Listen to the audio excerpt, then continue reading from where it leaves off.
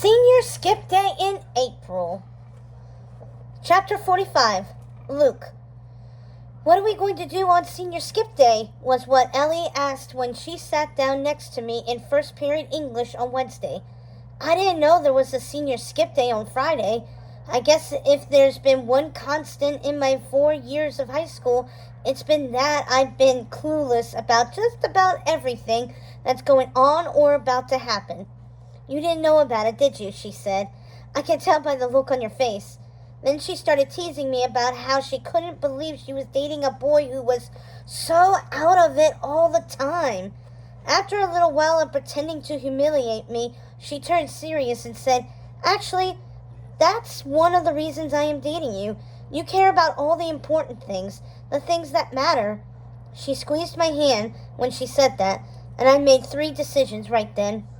I went up to Miss Roach and asked her what was planned for Friday in class, and she said, Nothing. It was Senior Skip Day, so even a teacher knew more about what's going on than I do.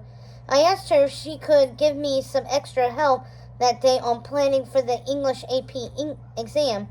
I want that freshman English credit before I go to college. I want it bad. That's one of the things I want to accomplish so I can graduate from college in 3 years and get on with my life.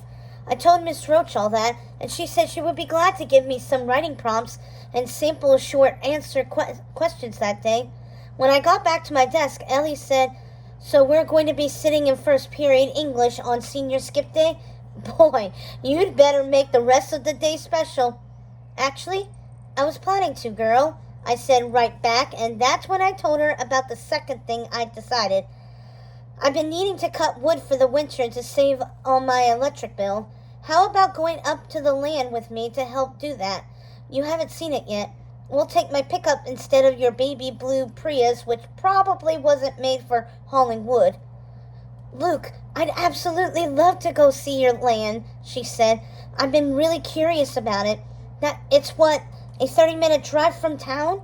How about if I make a picnic lunch? How long do you think it will take to cut the wood? What do you want to do afterwards?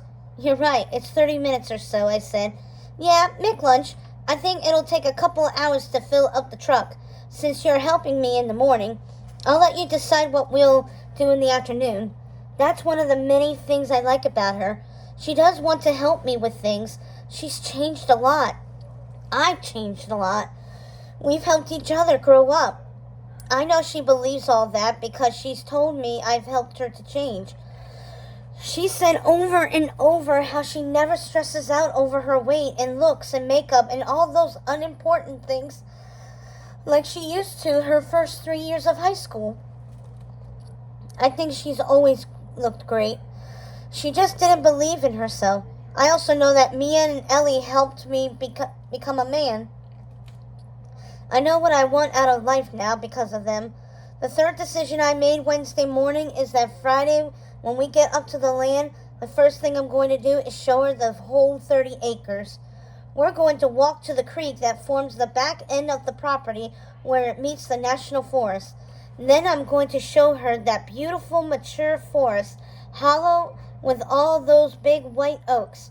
Next, I'm going to take her to that little flat place near the hollow where I want to build a house after college. And after that, I'm going to tell her that I love her. I've been wanting to say it for about a month now. I've had strong feelings for her even before we had our first date last October. They are just gotten stronger and stronger. You know what? I'm sure she loves me too. I think she's been waiting for me to say it, or hoping I would, or something like that. I know telling a girl you love her before you ask her to help you cut firewood isn't the most romantic thing in the world, but I don't care about all that. After Wednesday, Friday couldn't come soon enough. Miss Roach had a lot of stuff for Ellie and me to do in our 2-person class that day. Yep, of course, nobody else showed up.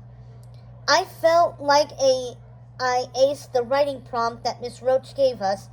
I felt real good about the short answer questions too. Right after class, Ellie and I headed for the mountains. It's funny, we usually talk nonstop when we go anywhere, but on the drive there, neither one of us hardly said anything. It wasn't tense or anything between us. She seemed to be deep in thought like I was.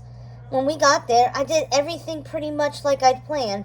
I showed her the creek, the property boundary, the hollow, and then the flat where a house could be.